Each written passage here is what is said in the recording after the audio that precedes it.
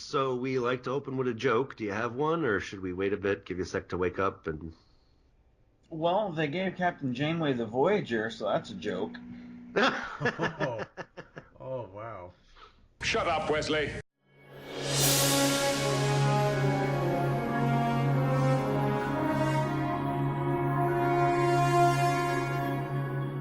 I'm Bill Allen, and joining me is your host and genius editor and the man behind all of this madness, Adam Mullen.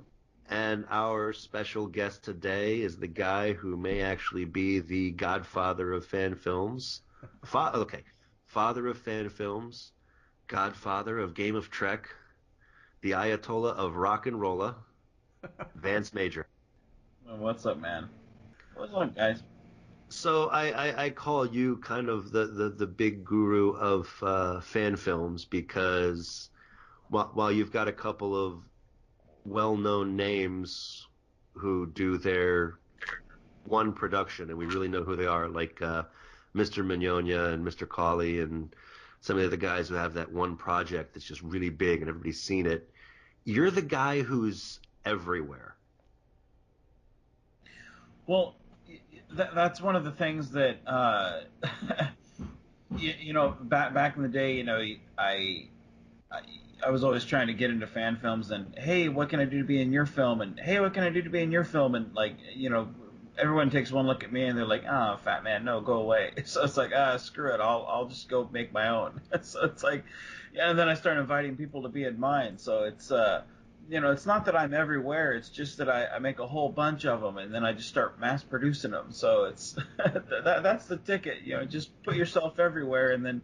It's the illusion that, I'm everywhere. So You're the Henry Ford of fan films, then. There you go. Yeah. Well, we need to do our news segment again. News in the fan film world. We've got two stories. One, it is National Novel Writing Month, NaNoWriMo. And this episode will be going live on the 7th, and which means you guys should be about 12,000 words into your 50,000 words for the month. So get to cracking, slackers. That fanfic's not going to write itself. And Adam has our other bit of news, which is why you're here. So the other news is Project Defiant: The Hill was just released by you, Vance. Mm-hmm. And that's what we've got here, right? To talk about your fan films. Okay, question of the week. This is submitted by Steve Atwell.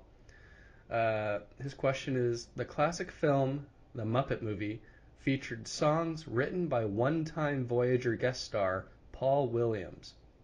Which TNG regular cast member provided the choreography for that film? And so don't answer it yet, so you'll think about it, and we'll get back to it. Okay? Can I go to my good friend Google and find out? No. That's who would know that?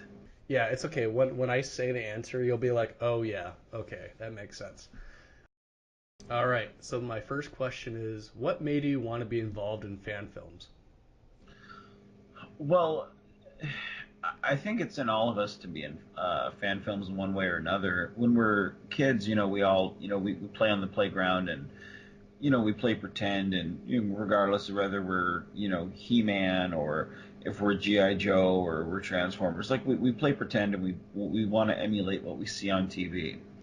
For me as a little kid, I went on a lot of away missions as crew member of the Enterprise D. Like, I loved Star Trek: The Next Generation. It was just, I loved it.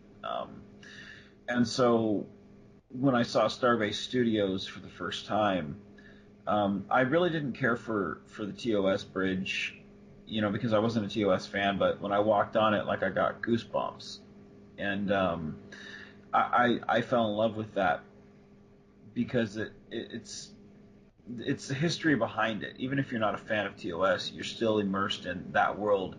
Even though it's plywood, you forget that, it's not real. You imagine, wow, we could take off into outer space right now, and you forget about yourself and you're in that world for that moment. I drove home and, was content to just be like, hey, cool, I got a picture of myself sitting in Captain Kirk's chair. I'm sharing butt space with Captain Kirk. All right. You know, so I drove home and was content to just forget about the whole thing. But Michael King called me up. Well, he sent me a message on Facebook and asked me, a very simple question. Do you want to be in my movie? He was like, well, I make Star Trek fan films, and you have a look that I'm looking for. And I'm like, what's that? Fat and bald? And he's like, well, no, but you look like a hands-on type worker, like an engineer, and I'm looking for a chief engineer. Would you be interested? And I was like, yes. He was like, well, I'm not really looking for an actor, but, can you act? And I'm like, well, I've been playing Star Trek since I was, 6 years old. So I'd love to do it. And so for me, the whole thing of doing fan films, I just love playing in that world and telling stories. And I think Star Trek has always kind of worked best when you tell, not necessarily, in quotations, Star Trek stories, but just simply stories that happen to take place in the Star Trek universe. And I get to do that. To me, I don't have to tell a story about, okay, we've got to tell a Cardassian story this film, or we've got to tell a story about the issue with the Borg this story. To me, it's like I'm like, what do I want to tell with this? What issue do I want to tackle? And if you look at a lot of my films, like take Old Wounds for instance, that film it deals with the loss of a loved one. She doesn't know how to cope with it. Well, Menard has already dealt with that to a point. And that's something that, it's a real world issue. And you could take the whole Star Trek out of the story, and the story still works. And that's where Star Trek's always worked best. So for me, it's not necessarily, making fan films that's appealing. It's just the fact that I get to make films, and that it puts it on a platform that I enjoy. And that people actually will watch, because I don't know if anybody would actually watch my films if it wasn't Star Trek fan films. You know what I mean? I think if you ever decide to play an axe murderer in a horror movie, people will watch that because the way you play the dark side of Mirror Menard, it has an element of I wouldn't want to run into that guy in a well-lit alley. Well, like the Mirror Menard, he's a dark dude. Well, the thing about that is, I love going back to that character. He's not there's three different types of Menard that I play. There's regular Menard, to which he's kind of played with a little bit of inexperience, but he wants to do the right thing. He's played with a little bit of naivety. What's the word I'm looking for? I'm getting a little tongue-tied there. He's a little bit naive. He still sees the good in people. He wants to go forward. He doesn't quite have experience, but he's wanting to go forward and help everybody. Then I play Captain Menard, which takes place usually about 100 years later, during the TNG era. And he's the guy who's got all the experience. He's still the same guy, but he's gone through the ringer, and he's not naive anymore. And he's a little bit he's a little bit more colder, but he's still got those same goals of helping people. It's just, again, that naive, the naiveness is gone. A little bit more commanding, and that's the way I play him there. But then when you get to Mirror Menard, he's a completely different take on the same guy, to where everything's kind of just washed away. He's got the same values for himself, but not for other people. Like, he's still willing to go out on a limb, but he's really willing to cast off other people, and he doesn't really care about anything but himself. Um, and it's just it's the same character but just twisted, and it's so wonderful to get to play that character. And the thing about it is, it's just like with me, like they're all aspects of myself, just that you get to let out when you're playing that character. They're just aspects that you don't necessarily let out in public, you know. And I love playing Mira Menard. He's a fun character. Now, something I wanted to ask you, because you're filming all of these kind of out of order, and I know you said it's about the individual story for each film, but there is an overarching narrative because it's all part of the same universe. It's like chapters. It's not quite chapters of an epic because some of it doesn't quite connect, but a lot of it does connect. And so I'm lost. It's like I'm pretty sure I've seen everything you've done, and then you tell me you've done 30, 31 fan films so far, and am I missing anything? Where did it start? What do I start looking for? What was the name, and where do I find the first film you did? The first one that I did was Pen Pals, and that one is just basically a way to jumpstart. Um, and that was the first one I did. The very first film that I was in was Starship Valiant Legacy. Um, and that's where the Menard character shows up for the first time, and it's during the battle with the Sukalon. And it's just simply I walk into the sick bay, I tell the captain, hey, stuff's going down. Um, we got to leave. The captain tells me, stick it and go fix stuff. And so I walk off with an attitude, and that's pretty much it. Um, and it's really tense moment with me and the captain, and that's where we kind of cement the relationship between those two characters. And something that was always intended was to have to show the friendship between those two. And it's something that we haven't really had time to show on Starship Valiant is the friendship between those two characters, and that's why I always try to do that in my films is show what was always intended on Starship Valiant. Because of course, with me popping out these shorts as quickly as I am, I can delve into more of the story, rather than what Michael has with his the longer stuff that he has. Because of course, you look at his stuff and the production value is more. He has more production value in his stuff than I do mine. So it takes him a little longer than it does me. But for me, it starts off Starship Valiant Legacy, then Pen Pals, then Chain of Command, um, and then I think we start off in my phase 2 of films, which is oh heck, I think First Duty, Mind's Eye, Resistance. So it's like it is intended to kind of jump around. If you go to it's on my Facebook. I've got like a filmography page that it's all in order there for how it's released, and it's intended to be that way. It's intended to be watched two ways. How it's released to watch it one way, to where if you're watching it, you're like, oh man, what about this question and this question and this question? To which I do that intentionally because it's like I don't have a budget, and so I kind of need to do stuff to kind of make people come back to be like, well, you know.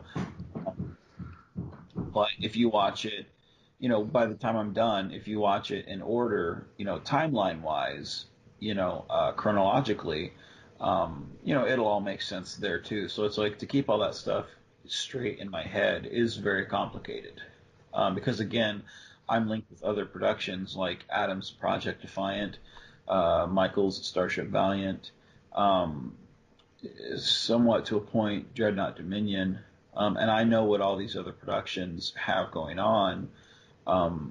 Even productions I'm not attached with, like Starship Republic, I know a good part of what's going on with these different productions. Like I still keep those tracked in my head so that I don't say something or do something that overlaps with what they're doing. And it gets kind of confusing sometimes, but uh, I think I do a pretty decent job of keeping everybody, flowing. So, Now you've already talked a little bit about the Valiant and the Minard and the Defiant stuff. And all of this is coming out of Starbase Studios in Oklahoma. well, Starbase Studios is Arkansas right now. Oh, okay. Right now. Um, well, but what I was wondering is, because you also said there were other productions out of there, like are they is this all one? Is everything coming out part of one big universe, or are you guys trying to do the Marvel thing, or like accidentally did the Marvel thing where all these unrelated movies all tie together? Will there ever be crossover events? Well, that was the thing. Like, a few years ago, I actually, well, it may have been like last year or the like year and a half ago. Like I came up like people do like occasionally. Hey, one person will come over and guest star and maybe but usually for the most part it's been people want to look at it me look at my show. It's always about them and trying to be on top. When I started doing my fan films, I started looking at the situation and going, okay, what can we do to lift everybody up? Because it's not about one person Valiant, one person Ajax, one person Republic. What can we do to encourage everybody to watch everybody's film? And um, to use the Marvel analogy, which is as accurate as anybody, it's like we are part of the same universe. You would think that would apply anyway, naturally, because we're in the Star Trek universe, but it didn't used to be that way because everybody wanted that. We're the best. We're the best fan film. We're the one on top. And that was really the mentality it is. And the fan film community is very cutthroat, sadly. And it sucks because everybody wants to be the top dog. And I find that very sad. And that's one of the reasons why I kind of will be glad to leave the fan film community because it really sickens me. And I really hate it. And that's one of the things that I've changed by being in it. I'm one of the few people that's been, hey, I want you in my film. You were in this one. Hey, come be in mine. Have a guest shot in mine. Like in Around the World and Forever, which surprisingly was well received. I didn't think it would be because it was kind of a boring story conceptually, but it had 12 different, or no, I'm sorry, 13 different guest appearances and crossovers with other different fan films and like cosplayers. And like I told them all, hey, this is the situation. This is what we want to do. Ad lib it. Like this is your chance to shine. This has nothing to do with me, but ad lib it. And I let them go crazy. And it came out great. Like I said, I to me I didn't care if anybody loved the story or not. I wanted the story told anyway, and I wanted them to shine, and they did. And people surprisingly loved it. So I mean, that I think is a testament to that was my dedication to fan films and what I've always tried to do, which was include everybody. In my very first film, like big film that I produced, which was Stormfront Part 1, we had 7 different fan films in that. Again, I think it would be, I think it's less when you watch one of my films that you find a film that I don't include somebody from another film in it. Just because I really try to include that sense of community, which is something most of them don't do. Now I'm going to ask you about a film that I saw because you had a link to it, The Hunt. No, that was yeah, that's mine. Okay. That's probably my favorite of any of these that I've seen. It's like most of the stuff I've seen turns out to be either your stuff or that guy, you know. That's why I think of you as kind of the godfather of fan films. But that was probably my favorite was The Hunt. Well, they came out. Um, it came out originally because it's like, Jeremy and I, like, I've known him since fifth grade, and like, that dude's a talented and funny guy. And we always talk. Like, it can be months between conversations, and as soon as we pick up the phone, it's just like, it's just like we talked yesterday. But every time we talk, like, that's our humor. Just stupid, dumb humor. And I came up with the joke that was in The Hunt. Where it's this dude talking about you know uh, stress, um, and stressing out about war, and he can't kill the enemy and whatnot, and just doing this log entry, and then when the camera pans in the background, there's the duck hunt dog, that we've all had that, we've all shot the gun and couldn't shoot the dog, because it's like, we've all been there. And so we're shooting, we're shooting Stormfront Part 1, and it's the morning of the third day, and I'm like, hey, we need to shoot these funny things like V'ger, the fragrance parody that we did, um, uh, her part of Pen Pals Part 2, and then The Hunt. Like, I was like, we need to do these, and he was like, all right, go ahead. So we did it, and um, that was my first real directing debut, directing someone else, and it came out quite nice, I think. And just the fact that it was a gag, and nobody gets it, you're watching, you kind of get caught up in the moment, and then all of a sudden, bam, duck hunt, and you're like, Yes. Yes. To me, it's like stuff like that. Like, if some people are like, why is he looking through the logs? And I'm like, dude, if you're really thinking about it that much, you're overthinking it. Like, it's a fun film, and yeah, I love it. It's great. It's fun. What can you tell us about your upcoming films? Well, the ones coming out, I have the next one to be released because we, like you've mentioned, we just released The Hill. The next one to be released is Stand With Me, which is the next adventure of the Constar, and honestly, I think it's probably my favorite. Um, it's probably, I think, my favorite fan film altogether, because it's just it's Captain Menard on an away mission. Um, it's during the next, of course, during the Next Generation era, but he's well established into being captain. It's not, Captain Menard talking about an emotional subject or something. Like, it's just it's him being in captain mode, and it was fun. Um, and this is the most Trekish of the Constar adventures that we've had so far. Since Resistance. It's I think him in his element. So for me, it's probably my most favorite of all the fan films I've done so far, and I put that even probably on top of Menard. It probably won't be everyone else's favorite, but for me, it's probably the most satisfying to see the character get to this point. So there's that one. Um, we also have one. Uh, let's see. We have one called The Ancient Light, which goes back to a lot of people have been asking about who the person was that was dead in the mind's eye.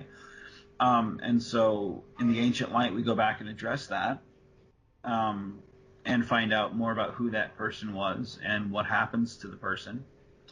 And that one is like, we shot that at the same time we shot The Mind's Eye.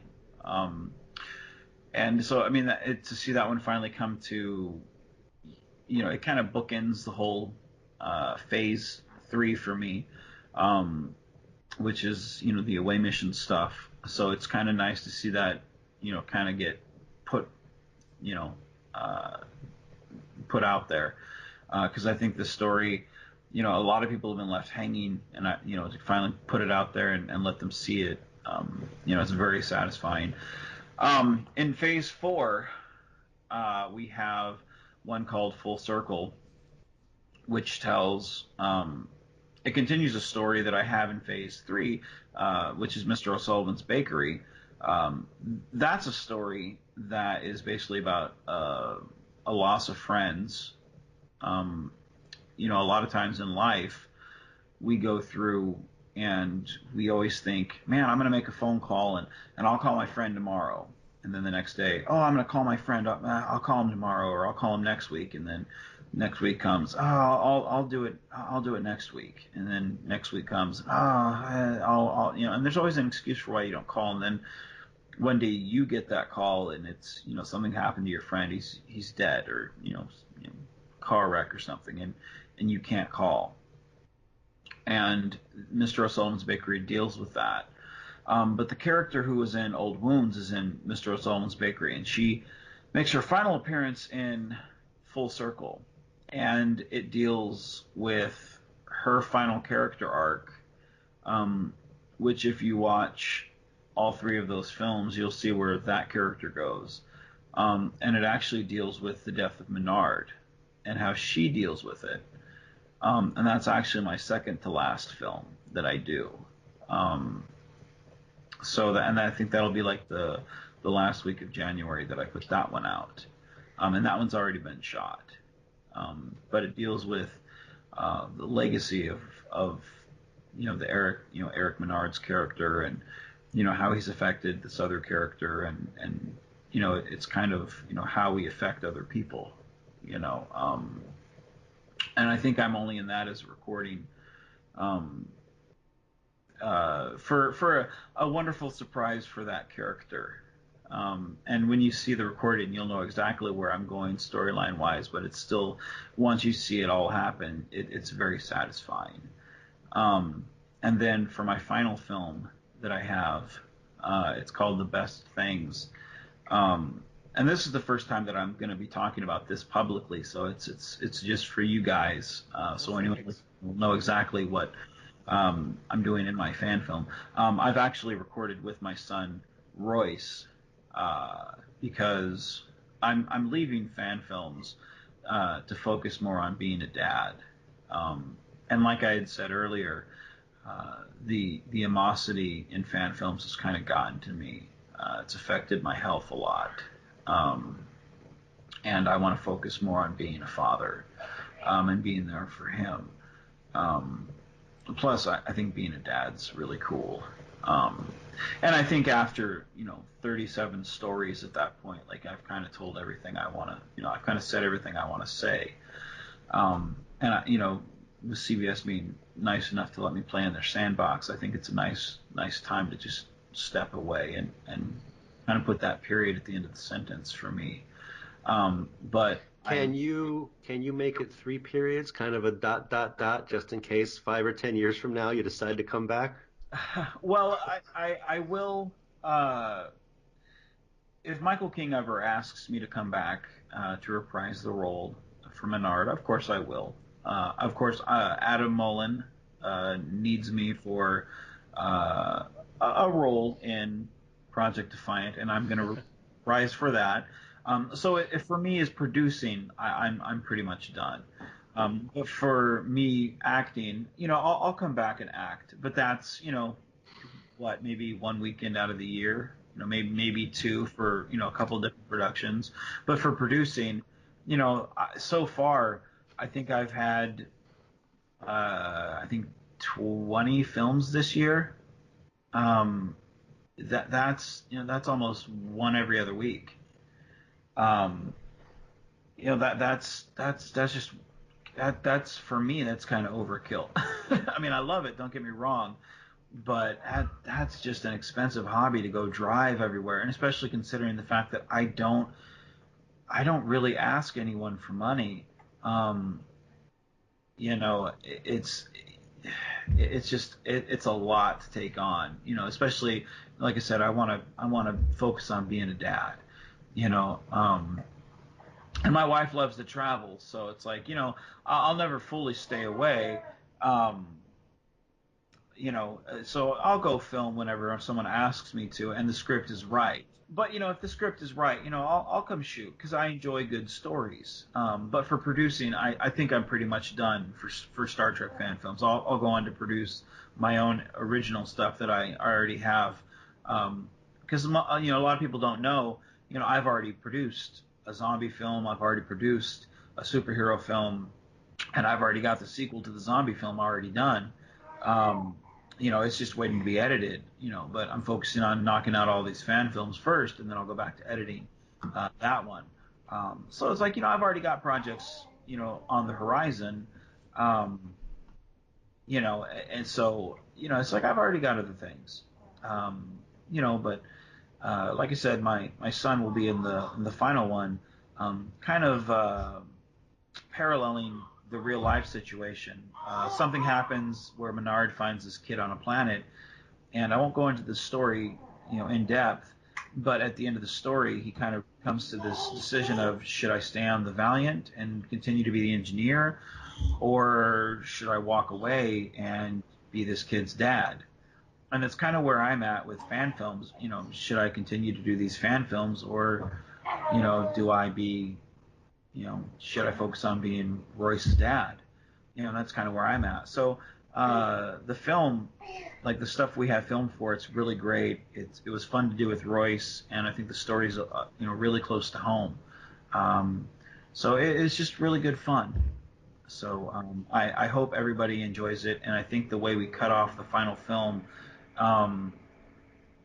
the way Royce looks at the camera and smiles, as a proud papa, it's a great way to end my final film. It ends it on such a happy note. I know some people will see it as kind of bittersweet, but I see it as such a high note, because I've given so much of myself to these films.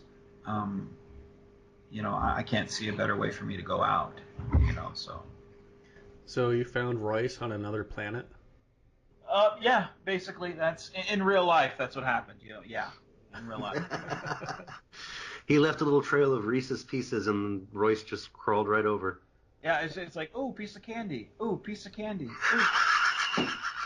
You sure it wasn't those little pizza bite things that you like? Heck yeah, dude. See, that's what I love about. See, that's what I love about the fan films, dude. It's like, it's like I introduced pizza rolls into fan films. Like, I love that. Yes. So you just released The Hill. What can you tell us about it? Well, of course, Mirror Universe story. I can tell you that everybody has been overwhelmingly positive about the story. Everyone seems to love it, despite the flaws. Which, of course, there are many. And see, what a lot of people don't realize is I leave my flaws in the film. So when they sit there and they, say, hey, you guys did this, I'm like, no, I know that. I left it in intentionally.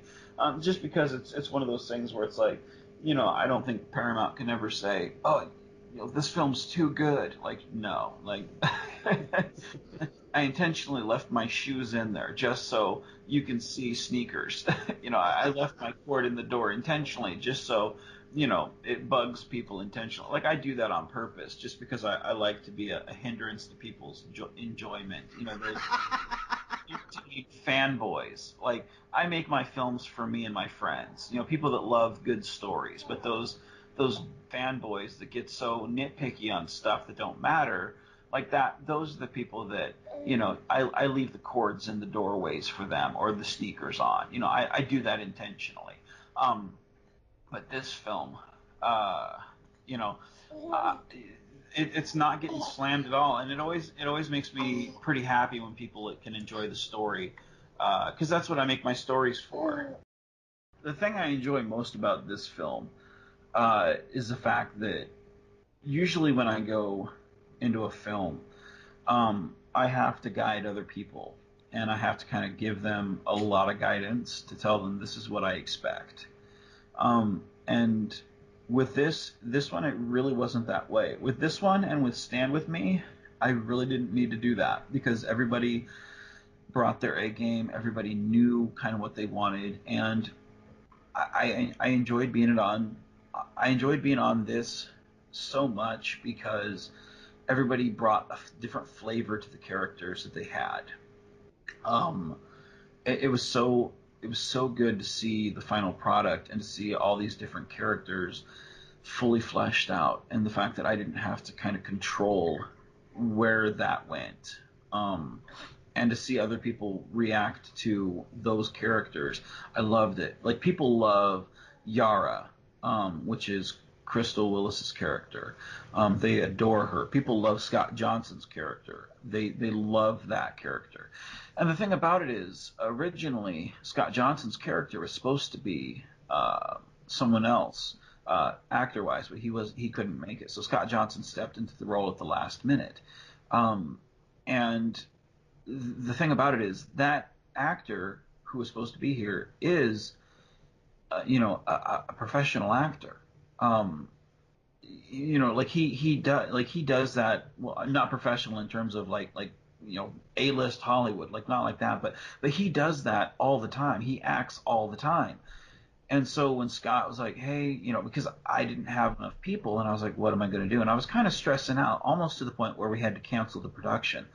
Like, there was a lot of behind the scenes problems on the last shoot, and I'm not going to go into why, but Scott Johnson, along with Ken Edwards, both stepped up and helped me, tackle the problems that came up on set. And Scott Johnson, stepped into that role, not knowing that was meant for someone who could act and handle lines. So, and I shut my mouth. I didn't tell him because I'm like, nope, mum's a word, not saying anything. And the dude did wonderfully, enough to the point where a couple people who saw the film early was like, man, he did really good. I love that character.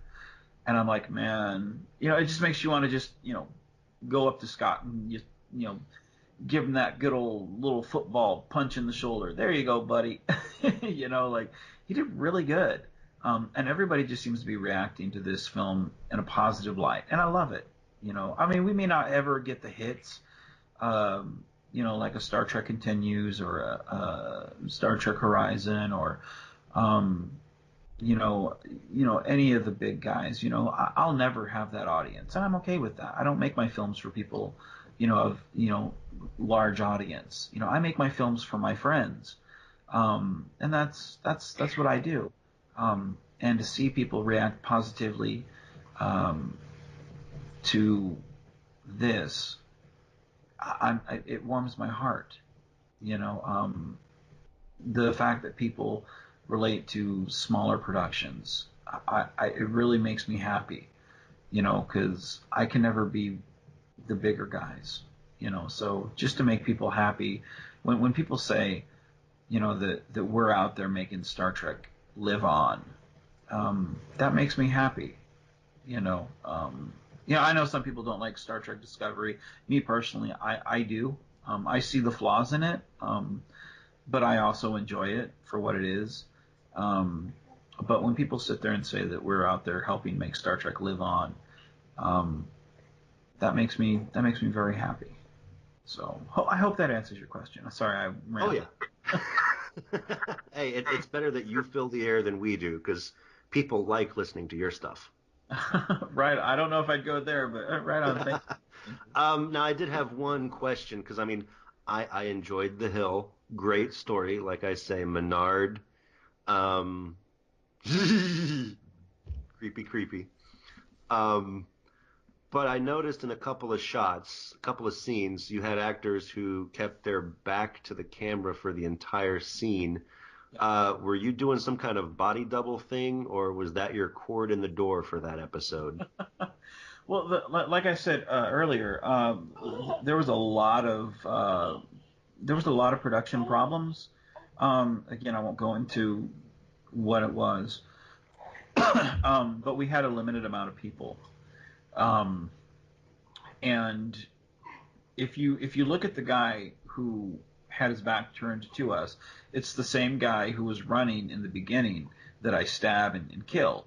And it's also the same guy who's, Thrasis. So we actually had to use that guy several different times and try to use him several different ways. And so again, we were expecting probably about 15 to 20 people. We didn't get that, obviously, and so we had, people, we had to make do with what we had.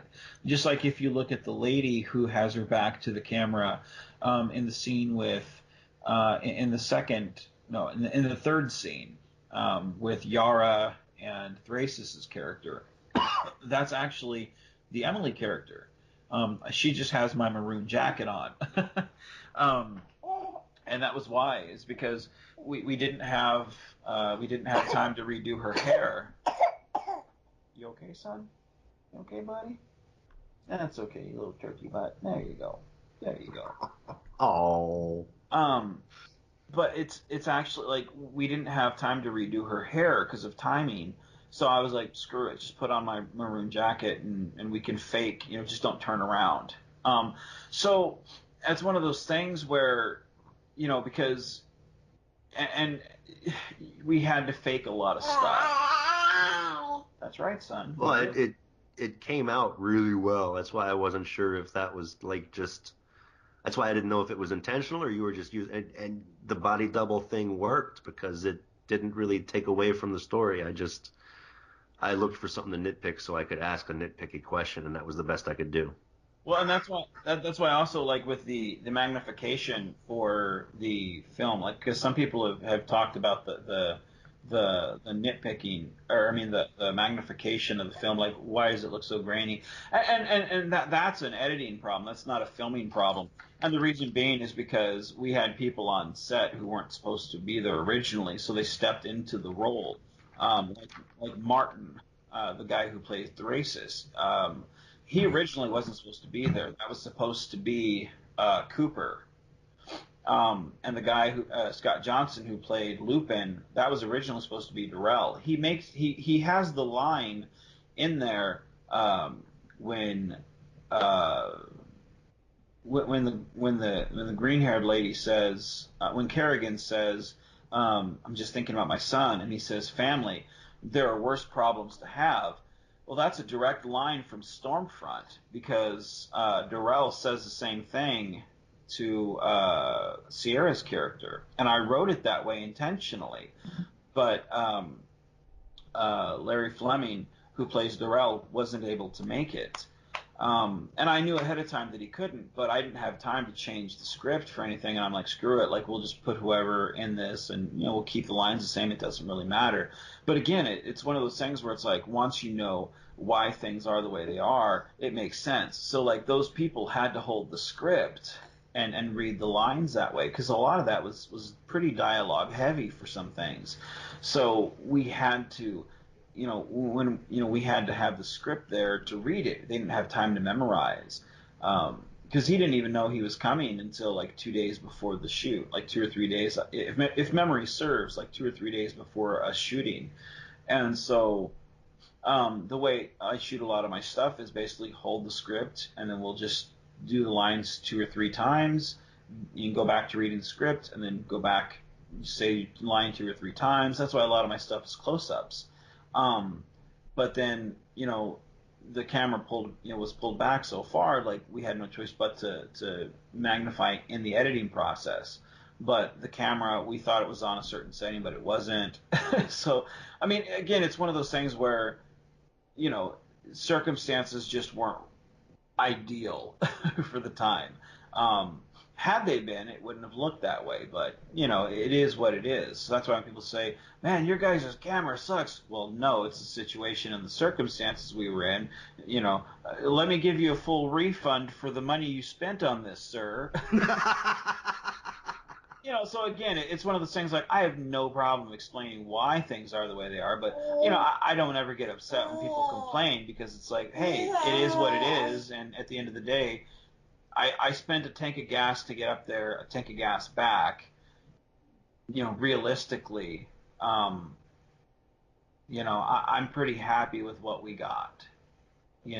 So I'm okay with it. And I'm very, again, seeing the responses, I'm very happy.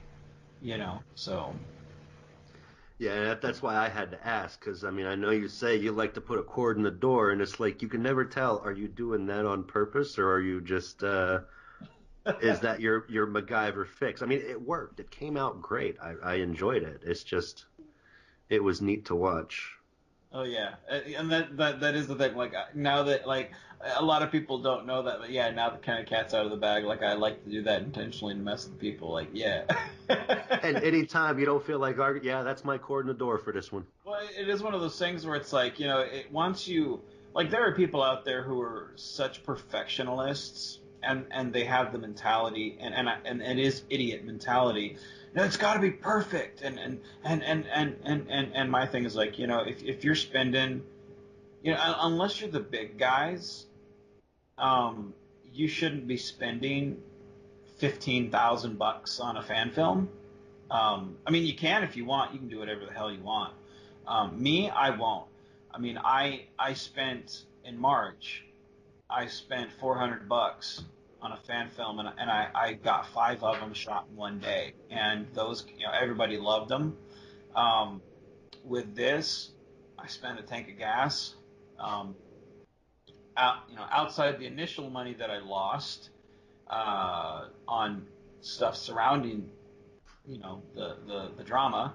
I spent money on a tank of gas and made a couple of films and you know enjoyed all the stuff that came out of it. I made oh hell probably about maybe 6 films in my backyard. Didn't cost me a dime, and my people at work loved making them. So again, dude, you don't have to spend buku bucks to make a film. And I shoot them on, I shoot most of them on my cell phone, which has better resolution than a lot of these cameras that are out there. So, you don't have to charge a director $300 to, direct your film, because you want to be a professional. Like, nobody can claim to be a professional if you're making a fan film. Like we're all fans, and that's what it should be. Once you try to be more than a fan in a fan film, well, then you're doing it for the wrong reason. So, you know, I don't mind if my shoes are in there, and sometimes I do it intentionally because I'm like, I'm not going to go grab my boots. Nope, I'm going to stay comfortable. And fat people love comfort over what's screw it. you know. You're preaching to the choir on that one. I'm currently just sitting here in my bathrobe while we record this. So Hey, I like it. Pictures or it didn't happen. yeah, see, that's why we do an audio podcast.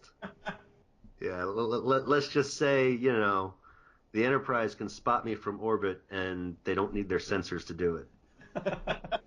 They don't need the magnification setting, huh? Yeah. You're the guy I mean, I've started watching fan films regularly now, and most of the stuff I've seen, it's like it keeps on being your stuff. I'm not trying to watch your stuff. It's just that's what shows up. Right on, Matt. Well, I'm And glad you enjoy it. Like, really, I like, I'm surprised that anyone's like, dude, I've seen your stuff. I'm like, oh, right on. Like, my wife doesn't even watch my stuff. This is, I'm like, oh, like, and people have asked her, they're like, you don't watch your husband's films? And she's like, if I want to see my husband talk about Star Trek and wear a uniform, I'll just look left. I don't need to go. So, like, dude, I'm flattered anytime anyone's like, dude, I've seen your stuff. So, dude, thank you. Like, honestly, thank you. Like, it's just that right there makes my day. And it makes it worth it. It really does. So, thank you. Well, I was gonna say, since the two of yous are here and you're both working together on the upcoming project, is there anything either of you want to throw out there for the fans? Well, I have a question for Adam. Uh-oh. I mean, since technically I'm part of Project Defiant and he's part of Project Defiant, and this is kind of like I'd like to role reversal here and do a little role play, Adam, if you don't mind. Okay. You and Project Defiant, like you asked me to come on board and help, and Project Defiant was a little different than what it is now. A lot of people associate the Project Defiant with straight up mirror universe stuff. With me, but it was a little different when you first approached me on it than what it is now. You want to talk a little bit about the history of what you and I have gone through? When I originally approached Vance, I had this script for around 30 minutes in length to be in two parts, and it's not Mirror Universe at all. It's Prime, and it's to tell the story of the USS Defiant right before they go to their to their untimely demise that we see in the Tholian web. And as Vance and I would talk about it, we started to come up with these other ideas of like, oh, it would be awesome to see this, and started writing down ideas and kind of going off of that, and we eventually came up with this whole Mirror Universe thing, and that's what Project Defiance evolved into. But it's not going to all be entirely Mirror Universe. We're still going to go back to the Prime timeline stuff, what I originally wanted to do, but it has evolved to be much more than that. And we have this gigantic thing planned, and it's going to be awesome. You asked Bill about the dot dot dot, and I think that's why I asked the question for Adam, because that certainly falls under the big thing he's talking about. Definitely falls under the dot dot dot. Not because it's self-serving for me. I don't care if I come back or not, because I have no real interest in returning for someone else's stuff if the story's not good, because I don't feel like I need to shoehorn myself into anyone else's film. That's just not the type of actor that I am. What I want to do is see good stories, and what Adam has planned is good, and I say that as a fan. So whether I'm watching it or whether I'm in it, like, I just want to see that unfold. So whatever I can do to help, I want to do. Thankfully, I play a role in that, and I'm like, yes.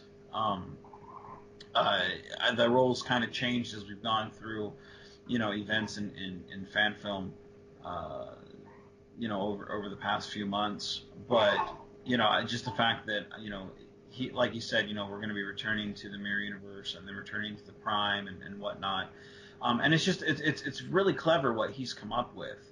And not a lot of storytellers would be able to pull something off like what he's talking about. It's just a really clever story. And I think once you see what he once you see what he comes up with, you're just gonna be like, wow, I can't believe from the very beginning this is what those two came up with. And it's really good storytelling. Because like the stuff I'm doing, like I'm telling my stories kind of in reverse order. Like I'm telling, it was Dark Glimmer, then before that comes Command and Conquer, then before that is The Hill, then I have another story that's before that. But everything lines up with, his first story, because, it all matches up with, where he's starting his story. And by the time he's done, I think it'll be interesting to go to the very beginning to see where we started and then to see where we end. I think it's just going to be really, really interesting. Because again, just see it all play out, just well crafted, and none of it's done on accident. Yeah, I'm looking forward to the day when Adam is our special guest star and we get to grill him. Right? Maybe. I'd like to be a guest interviewee on that one. I think There you go. I think James Ham said he wanted to be interviewing on that one too, because him and I had already talked about that. So yeah, dude, I think you've got some people that are going to hound you, Adam. So okay. Be prepared. So I guess it is time for the lightning round? Yeah. Transporter accident, Evil Kirk, or Mirror Universe, Evil Kirk? Mirror. Coffee black or tea, Earl Grey, hot? Coffee black. Will Riker or Tom Riker? Will. Since you play an engineer, Scotty or LaForge? LaForge. And because it's my favorite movie, Mario Brothers or Duck Hunt? Mario Brothers. All right. It's time to solve the question of the week. All right. So, again, this was submitted by Steve Atwell. The classic film, The Muppet Movie, featured songs written by one-time Voyager guest star Paul Williams. Which TNG regular cast member provided the choreography for the film? What do you think, Vance? I want to say I want to say Gates McFadden. How about you, Bill? Yeah, I'm also gonna go with Gates McFadden. You're both correct. That's awesome, and that's Yeah. only because I'm imagining her in that blue jumpsuit. That's awesome. Yeah, she's the dancing doctor. Dancing Doctor. Yeah, Yeah, like I her as that's awesome. I remembered it was one of those weird trivia facts that came out, and it just kind of stuck with me that before she started acting, she was a dance choreographer. So when she did the dancing doctor bit, it's because she was actually a dancer first. And I knew she had worked on Labyrinth and did the choreography for that. And so it kind of, I should have realized that since that was a Jim Henson thing, then yeah, she would have been doing the Muppet stuff too. It never occurred to me she did the Muppet stuff, but that was why I went with that as the answer that made sense. So I have a follow-up question. Okay. Uh-oh. So how did Beverly acquire the name the Dancing Doctor? Wasn't it something in the Academy that she got? No. Um, Bill, do you know? I was Without going to say cheating. the same thing. It was like when Data needed to learn to dance, he had checked her record and she had the nickname the Dancing Doctor, and I thought it was because of Yeah. some kind of academy thing. Well, you're right, but it's not an Academy thing. Actually, she went to St. Louis and she won several awards for tap dance and jazz dance. As seen in Data's Day, when he talks about, or when they talk about that. And so that's season 4, episode 11. So I have another bonus question. what's up? Which episode did Paul Williams guest star in? I'm going to take a guess, and this is a completely wild guess, and it's probably completely wrong. The Hirogen holodeck episode where Seven sings "Someone to Watch Over Me." Did he play like the piano player or the band leader or something? No. Okay. Vance, Okay. you want to take a guess? The best Voyager episode of all time, Threshold. He was the amphibian. Nope. No. Close.